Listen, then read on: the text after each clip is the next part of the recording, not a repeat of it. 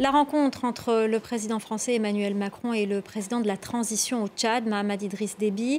Les deux hommes se sont entretenus à l'Élysée ce mercredi. Pour en parler avec nous sur ce plateau, notre correspondant à N'Djamena, Mamadou Djim Tebay. Bonsoir, merci d'être avec nous, Mamadou. Bonsoir, Maria. Alors, tout d'abord, sur quoi les deux hommes se sont entretenus? Alors, comme on peut l'imaginer, les deux hommes ont parlé de la coopération bilatérale entre les deux pays. Entre autres, le sujet de prédilection est celui de la sécurité. Mais des retours et des échanges que j'ai eus avec le cercle proche du président, les débats ont été dominés par d'autres aspects. Et ça, c'est un fait, je ne dirais pas anodin, mais c'est un fait qui dénote de ce qu'il y a d'habitude des relations entre le Tchad et la France. On parle toujours de sécurité, mais cette fois-ci, selon l'entourage du président Mahamat, il a été question beaucoup plus des aspects économiques, sociaux et de l'avancée de la transition et des échéances électorales à venir. Le président a insisté sur ces points. Pourquoi? Parce qu'il était question ici de faire élever qu'en fait la présence française au Tchad ne devrait pas être que sur l'aspect sécuritaire. Il y a d'autres aspects dont la France manque à l'appel. Je parle sur l'aspect économique. Aujourd'hui, sur le plan économique, les autres puissances ont plus de l'avance, par exemple la Chine et autres. Donc le président a insisté sur ça. Il y a aussi l'aspect humanitaire. Et surtout, le président apparemment a insisté sur le fait que si on veut que la transition soit une réussite, il faut qu'il y ait un soutien fort de la communauté internationale qui fait défaut à date.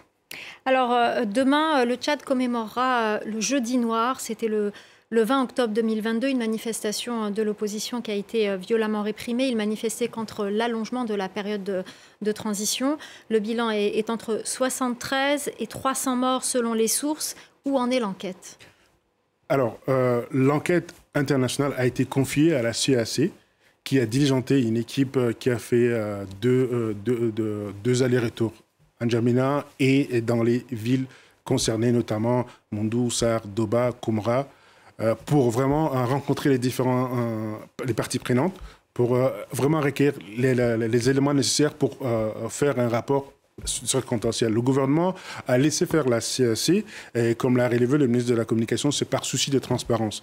Le gouvernement veut vraiment clarifier sur les choses sur cet événement fâcheux et l'opposition aussi qui insiste, qui attend vraiment d'avoir ce rapport. Vous avez relevé les bilans.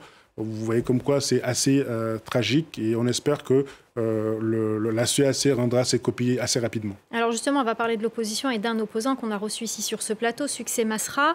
Il nous avait dit ici même qu'il était sur le point de retourner au Tchad et finalement il a repoussé son retour. Pourquoi? Oui, 5 jours avant la date annoncée de son retour, l'opposant Succès Masra a fait un direct Facebook dans lequel il a demandé, d'abord il a annoncé le report et il a demandé à ses militants de garder leur position et de garder leur calme. Selon lui, c'est par souci d'éviter toute escalade, tout mouvement social et autres, et surtout sur le conseil avisé du médiateur désigné, qui est le président congolais, par la CAC pour accompagner cette phase de crise qui anime la scène politique tchadienne. Alors, il y a un peu plus de 6 mois, une guerre quasi civile débutait au Soudan, pays voisin du Tchad. Aujourd'hui, les réfugiés soudanais affluent à la frontière tchadienne. Quelle est la situation sur place? Vous vous y êtes rendu, Mamadou.